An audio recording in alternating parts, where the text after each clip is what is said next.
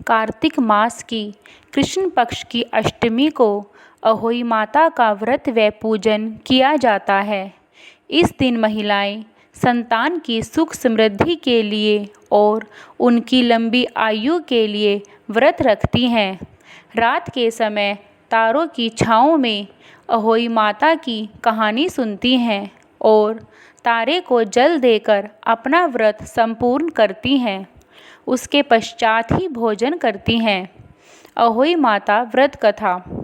एक साहूकार के 7 लड़के 7 बहुएं और एक बेटी थी। एक दिन साहूकार की 7 बहुएं और बेटी घर को लीपने के लिए खेत में मिट्टी लेने के लिए गई। जब वे खेत में से मिट्टी खोद रही थी तो साहूकार की बेटी के हाथों खुरपी से मिट्टी निकालते समय स्याऊ माता के बच्चों की मौत हो गई। इससे स्याऊ माता नाराज हो गई और क्रोधित होकर बोली, जिस तरह तूने मेरे बच्चों को मारकर मुझे निसंतान किया है, उसी प्रकार जा तू भी निसंतान रहेगी। मैं तेरी आज से कोख बांध देती हूँ। साहूकार की बेटी डर गई और अपनी भाभियों से बोली कि भाभी, आप में से कोई एक मेरी जगह अपनी कोख बंधवा ले। लेकिन सभी भाभियों ने अपनी कोख बंधवाने से मना कर दिया। साहूकार की सबसे छोटी बहू ने कोख बंधवाने के लिए हाँ कह दी, क्योंकि उसे डर था कि कहीं सास और ससुर गुस्सा ना हो जाएं। इसलिए उसने अपनी ननंद की जगह अपनी कोख बंधवा ली। वे सब घर आ गई। उसके बाद साहूकार की छोटी बहू के जब भी कोई संतान होती तो वह 7वें दिन ही मर जाती। जब भी हर साल अहोई अष्टमी का त्यौहार आता तो साहूकार की सारी बड़ी बहुएं अपने घर में व्रत और पूजा करती और अपने बच्चों की लंबी आयु के लिए अहोई माता से प्रार्थना करती, परंतु छोटी बहू अपने घर में बैठकर रोया करती थी। जब हर साल ऐसा ही होता रहा कि छोटी बहू के जो भी संतान होती वह मर जाती, तो उसने एक पंडित जी को बुलाकर इसका उपाय पूछा। तब पंडित जी ने कहा कि तुम्हारी कोख बंधी हुई है, इसलिए तुम्हें संतान का सुख नहीं मिल रहा है। तुम्हें सुरही गाय की सेवा करनी होगी, क्योंकि सुरही गाय अहोई माता की सहेली हैं। हो सकता है कि अपनी सहेली की बात मानकर अहोई माता तुम्हारी कोख खोल दे। पंडित जी की बात सुनते ही छोटी बहू ने अगले दिन से ही सुरही माता की सेवा करनी शुरू कर दी।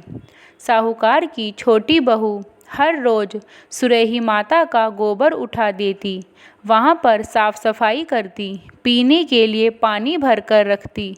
सुरही माता सोचती कि यह कौन है जो रोज़ सुबह सुबह मेरे यहाँ पर साफ सफाई करके जाता है। अगले दिन जब छोटी बहू सुरही माता के यहाँ पर साफ सफाई करने आई तो सुरही माता ने उसे देखा और पूछा कि तुम कौन हो और तुम्हें क्या चाहिए जो तू मेरी इतनी सेवा कर रही है। तब साहूकार की छोटी बहू बोली कि स्याऊ माता ने मेरी कोख बांध रखी है, जिसके कारण मेरे बच्चे होने के बाद 7 दिन में ही मर जाते हैं। आप उनसे मेरी कोख को खुलवा दीजिए। सुरही गाय ने साहूकार की छोटी बहू की बात मान ली और कहा कि स्याऊ माता 7 समुंदर पार रहती है, चलो तुम मेरे साथ चलो। साहूकार की छोटी बहू और सुरही गाय दोनों चल दिए। चलते चलते वे दोनों थक गए और रास्ते में एक पेड़ के नीचे बैठकर विश्राम करने लगे। जिस पेड़ के नीचे वे दोनों बैठे थे उस पर एक गरुड़ पंखनी का एक घोंसला था। उसमें उसके बच्चे बैठे थे और गरुड़ पंखनी वहाँ पर नहीं थी। तभी छोटी बहू ने देखा कि एक सांप पेड़ पर चढ़ रहा है और उन बच्चों को खाने की कोशिश कर रहा है। साहूकार की छोटी बहू ने सांप को मार दिया। जब गरुड़ पंखनी वहाँ पर आई तो उसने देखा कि वहाँ पर खून पड़ा हुआ है। उसे लगा कि इस औरत ने मेरे बच्चों को मार दिया है। तब गरुड़ पंखनी छोटी बहू को अपनी चोंच मारने लगी। तब छोटी बहू बोली कि एक तो मैंने तुम्हारे बच्चों को सांप से बचाया है और तू मुझे ही मार रही है। गरुड़ पंखनी ने छोटी बहू की यह बात सुनकर जब अपने बच्चों की ओर देखा तो वह उन्हें देखकर खुश हो गई और बोली, बता तुझे क्या चाहिए, जो तू मांगेगी मैं वही तुझे दूंगी।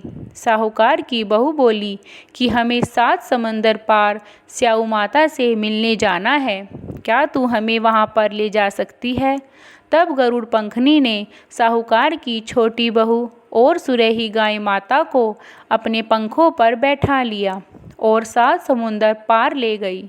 स्याऊ माता अपनी सहेली सुरेही गाय को देखकर बहुत खुश हुई और उनकी आवभगत की। स्याऊ माता बोली कि मेरे सिर में बहुत जूं हो गई है, क्या तुम मेरी जूं निकाल सकती हो। सुरेही गाय ने कहा कि हाँ, यह जो मेरे साथ आई है यह तुम्हारे सिर की जुएं निकाल देगी। तब छोटी बहू ने स्याऊ माता के सिर की सारी जुएं निकाल दी। इस पर स्याऊ माता ने खुश होकर छोटी बहू को आशीर्वाद दिया कि जा, तेरे 7 बेटे और 7 बहू हों। तब साहूकार की छोटी बहू बोली कि मेरे तो एक भी बेटा नहीं है। माता बोली, क्यों, ऐसा क्यों है कि तुम्हारे एक भी बेटा नहीं है। तब साहूकार की छोटी बहू ने स्याऊ माता से वचन लिया कि अगर आप मुझे वचन दे तभी मैं आपको इसका कारण बताऊंगी। स्याऊ माता ने कहा, ठीक है, मैं तुम्हें वचन देती हूँ। साहूकार की छोटी बहू ने स्याऊ माता से वचन ले लिया। तब कहा कि माता, मेरे संतान कहाँ से होगी, मेरी कोख तो आपके पास बंधी पड़ी है। मैं वही साहूकार की छोटी बहू हूँ जिसकी कोख आपने बांधी थी।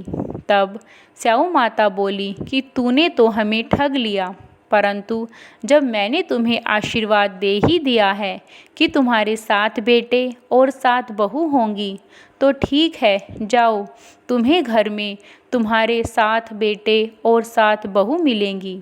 इस बार अहोई के व्रत पर 7 अहोई बनाना और 7 कढ़ाई करना। जब साहूकार की छोटी बहू घर गई तो उसे अपने घर में 7 बेटे और 7 बहू बैठी मिली। तब उसने अहोई माता का बहुत बहुत धन्यवाद किया। जब अहोई अष्टमी का व्रत आया तो उसकी जेठानियाँ कह रही थी कि जल्दी जल्दी पूरी पकवान बना लो वरना छोटी बहू रोना शुरू हो जाएगी। लेकिन जब उन्होंने छोटी बहू के कुछ भी रोने की आवाज़ नहीं सुनी तो उन्होंने अपने बच्चों को भेजा और कहा कि देख कर आओ कि तुम्हारी चाची के घर से रोने की आवाज़ क्यों नहीं आ रही है। बच्चों ने जब वहाँ जाकर देखा और वापस घर आकर बताया कि चाची तो खीर पूरी पकवान बना रही है और उनके साथ बेटे और 7 बहू भी हैं। तब सारी जेठानियाँ छोटी बहू के घर गई और पूछा कि तूने अपनी कोख कैसे खुलवाई। तब छोटी बहू बोली कि स्याऊ माता ने मुझ पर दया करके मेरी कोख खोल दी है। सब स्याऊ माता की जय बोलने लगे। हे स्याऊ माता, हम सब हाथ जोड़कर यही विनती करते हैं कि हमारे बच्चों की लंबी आयु करना और उन्हें सुख समृद्धि देना। बोलो स्याऊ माता की जय।